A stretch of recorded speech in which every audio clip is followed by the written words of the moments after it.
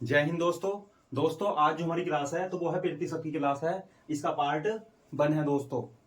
अभी पिछला जो चैप्टर करा था वो भी हमने मैथ करा था।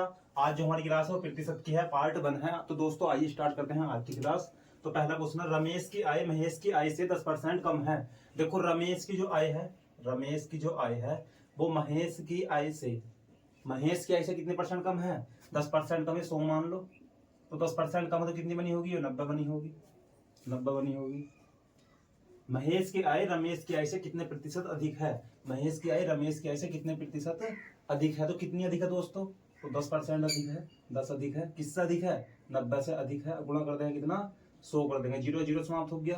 क्योंकि कितना 9 का ना 9 और फिर एक बचा 9 का ना 9, 11 सही 1/9 प्रतिशत क्या है? वो अधिक है। तो क्या आ जाएगा? अधिक अधिक है दोस्तों। नेक्स्ट क्वेश्चन है हमारा, राम की आय श्याम की आय से 20% अधिक है। देखो राम की जो आय है वो श्याम की आय से 20% अधिक है। तो श्याम की आय हमने 100 मान लिया। राम की आय श्याम की आय से 20% अधिक है तो 120 बनी होगी। फिर अगला क्या है इसमें, ज्ञात कीजिए कि श्याम की आय राम की आय से कितने प्रतिशत कम है। तो कितनी कम है दोस्तों? तो 20 कम है। तो 20 कम है। किससे कम है? 120 से कम है। अब गुणा करते हैं कितना? 100 कर देंगे दोस्तों। 0 0 समाप्त हो गया। 200 कट गया 6 बार तो 100 बटे कितना बन गया दोस्तों? 6 बन गया, कट गया 50। अरे बन गया कितना? 3 बन गया। 3 ही का ना 3 बन गया। 2 बचा 3 छंग कितना? 18। 3 छंग 18। 2 बच गया यहाँ नीचे ये 3 आ गया। 16 सही 2/3 क्या है? कम है। तो कम 16 सही 2/3 प्रतिशत कम है। नेक्स्ट क्वेश्चन है हमारा, खाद्य सामग्री का मूल्य 10% बढ़ गया। मान लो 100 था पहले, अब कितना बढ़ गया है? ये 10% बढ़ गया। कितना हो गया? 110 हो गया। तो खाद्य सामग्री का प्रयोग कितने प्रतिशत कम कर दे? खर्च न बढ़े। कितना कम कर दे? तो कितना कम कर दे दोस्तों? 10 कम कर दे तो 100 बन जाएगा। 10 कम कर दे किससे कर दे? 110 से कम होगा। अब गुणा कर दें कितना? 100। 0 0 समाप्त हो गया। ये बन गया कितना हमारा? 100 और बटे 11 बन जाए 11 नम 99। 9 से ही 1/11 प्रतिशत कम कर दे आंसर। तो आइए दोस्तों देखते हैं नेक्स्ट क्वेश्चन। नेक्स्ट क्वेश्चन है क्या हमारे पास?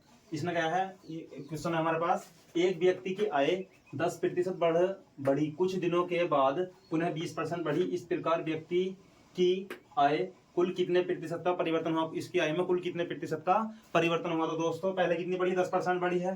तो 10 और बटे 100 करेंगे, परसेंटेज घटाएंगे तो नीचे कितना बढ़ेगा? 100। फिर कितनी है? 20% बढ़ी है। तो 20 बटे कितना करेंगे दोस्तों? 100 करेंगे। ये कितना बनेगा हमारा? 1/10 बनेगा।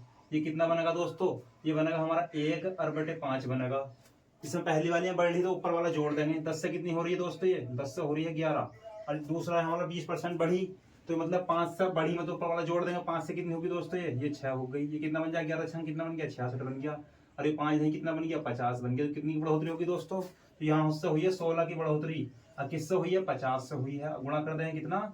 100 कर देंगे। तो 50 दूनी कितना बन जाएगा? 100 और 16 दूनी कितना बन जाएगा दोस्तों?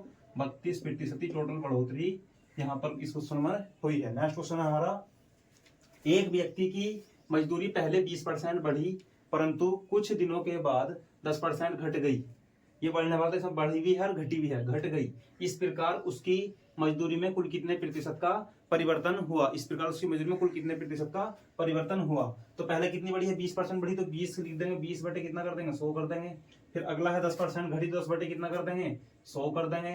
0 0 समाप्त हो जाएगा। कट बन जाएगा हमारा 1/5 और ये बनेगा हमारा कितना? 1/10 बन जाएगा। पहला बढ़ रही है तो बढ़ा देंगे, 5 से 6 कर देंगे। 5 से कितनी होगी दोस्तों? ये 6 होगी। अब घट रही है दूसरी वाली, 10 से कितनी हो जाएगी दोस्तों? ऊपर वाला घटा देंगे। 10 से कितनी बन जाएगी? 9 बन जाएगी। गुणा कर देंगे 10 बन जाए कितना बन गया हमारा? यो 50 बन गया। 9 6 कितना बन गया? 54 बन गया। कितनी की बढ़ोतरी होगी बताओ दोस्तों? ये होगी 4 की बढ़ोतरी। 4 की बढ़ोतरी किससे हुई? 50 से हुई। और गुणा कर देंगे 100। 50 दूनी कितना बन जाएगा? 100 और 4 दूनी कितना बन जाएगा दोस्तों? 8% की टोटल बढ़ोतरी हुई। टोटल 8% की बढ़ोतरी हुई। नेक्स्ट क्वेश्चन है हमारा, आइए नेक्स्ट को देखते हैं। ये है हमारा, रहीम की ऊंचाई करीम की ऊंचाई से 50% कम है। रहीम की जो ऊंचाई है करीम की ऊंचाई से 50% कम है। रहीम की जो ऊंचाई है करीम की ऊंचाई से कितनी कम है? 50% कम है। तो 100 इसी की रहेगी 50 रही होगी। इसी की रहेगी 50 रही होगी। ज्ञात कीजिए ऊंचाई रहीम की रहीम ऊंचाई से कितनी अधिक है? कितनी अधिक है दोस्तों? 50 अधिक है। इससे अधिक है? रहीम से अधिक है। रहीम अब गुणा कर देंगे कितना? खत्म हो गया दोस्तों। कितना बचा हमारा ये बचा हमारा 100